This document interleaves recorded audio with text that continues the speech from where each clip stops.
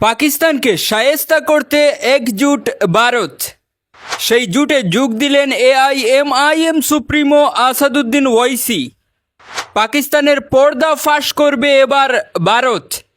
প্রকাশ্যে জঙ্গি কার্যকলাপে পাকিস্তানের মদদ দেওয়ার বিষয়টি বিশ্বের সামনে প্রকাশ করতে উদ্যোগী নয়াদিল্লি। এই ইস্যুতে একজুট হয়েছে দেশের সমস্ত রাজনৈতিক দল। 7 জনের সর্বদলীয় প্রতিনিধি দলকে বিশ্বের বিভিন্ন দেশে পাঠাচ্ছে মোদী সরকার। বিদেশে কেন্দ্রের সন্ত্রাস বিরোধী সর্বদলীয় প্রতিনিধি দলের সাথে যোগ দিলেন আসাদুদ্দিন ওয়াইসি।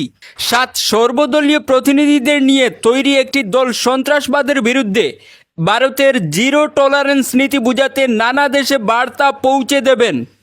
রাজনীতির ঊর্ধ্বে উঠে রাষ্ট্রীয় একতার ইতিহাস গড়ল ভারত।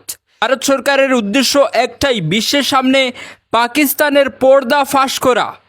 বিশ্বকে জানানো উচিত যে পাকিস্তান নিজেকে ইসলামিক দেশ হিসাবে উপস্থাপন করছে, কিন্তু ভারতেও প্রায় 20 কোটি মুসলিম রয়েছে। মন্তব্য এআইএমআইএম সুপ্রিমো আসাদুদ্দিন ওয়াইসির।